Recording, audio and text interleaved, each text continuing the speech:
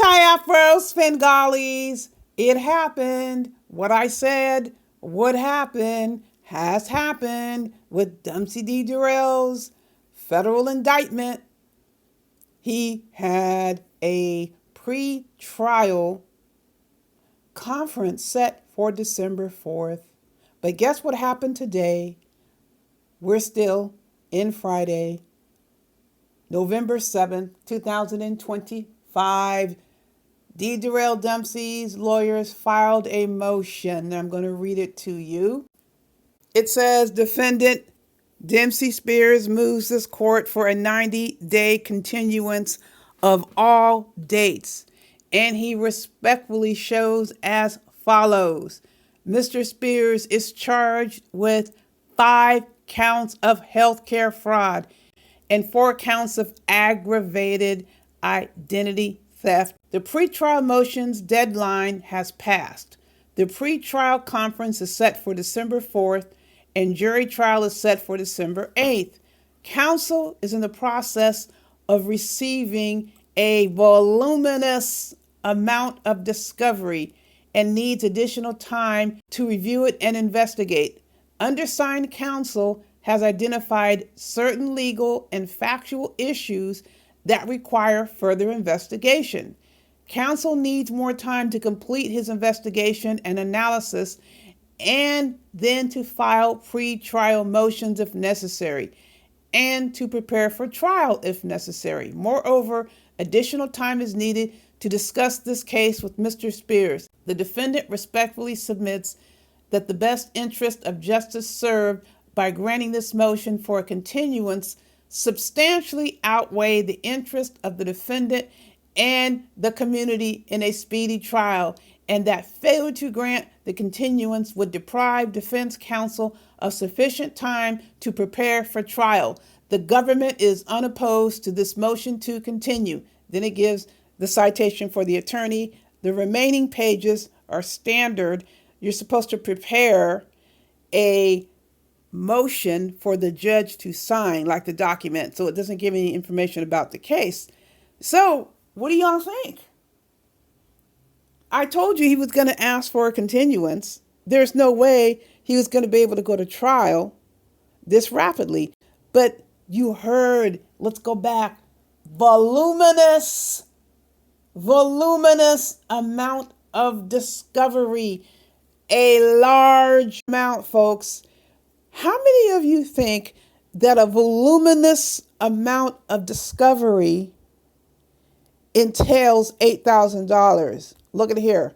This is what the board nabbed him for. And don't forget, this only covered the period briefly in 2015, a very short time span. Then if you go down from 2017 to 2018, it's almost an entire year, and they don't quantify. So what do you think? It says voluminous amount of discovery. So we can't be talking about $8,000. $8,000 in the grand scheme of things is chump change, but $8,000 is still a felony, and it's still violating a very serious law, perpetrating aggravated identity theft and healthcare fraud. But I don't believe we're dealing with $8,000 here, because you're not going to have a voluminous amount of discovery. If it was $8,000, you wouldn't need all this time to go over. What investigation are you going to need to undertake that's going to last for any significant period of time? You're not. An investigation on $8,000 is going to be over lickety-split. You can do that with one hand tied behind your back. Folks, we are going to be coming upon some very explosive information due to this voluminous amount of discovery. We will not obviously learn the first and last names verbatim of the victims, because they're going to be listed in initials, unless we get a trial transcript and somebody's testifying. No, I shouldn't say unless. When we get a trial transcript or when we get a deposition, then we will see names. But in the court documents, I'm pretty sure they're going to continue to refer to the victims by their initials.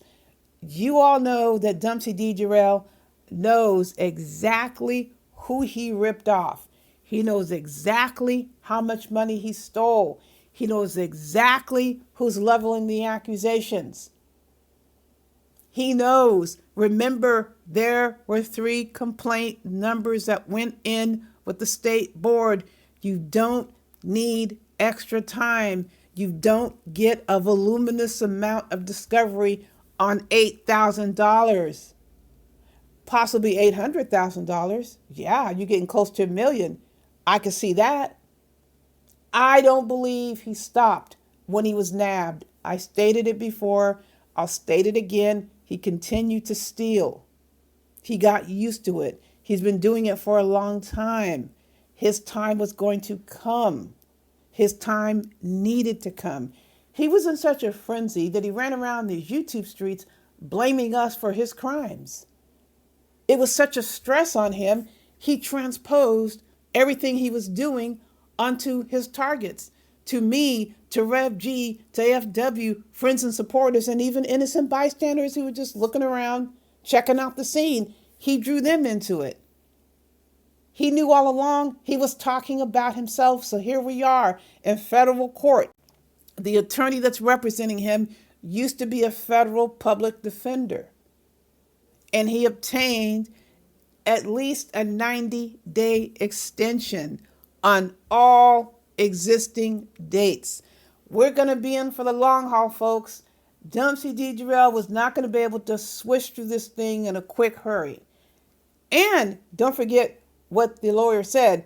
He has to sit down and talk to D.Derell. How much you want to bet that D.Derell even lied to his own lawyer when he was arrested? Man, I didn't do nothing. Man, I just had a couple of situations.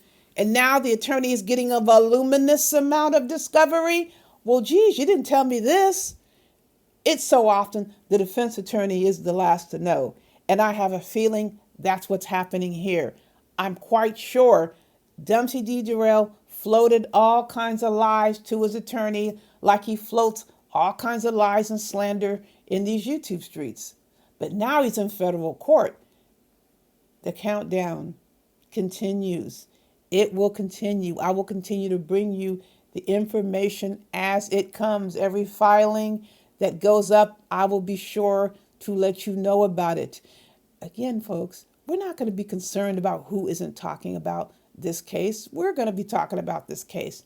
Judge Bennett's going to be talking about this case. The U.S. Attorney is going to be talking about this case. The Financial Litigator's Office is going to be talking about this case. D.Derell's attorney is going to be talking about this case.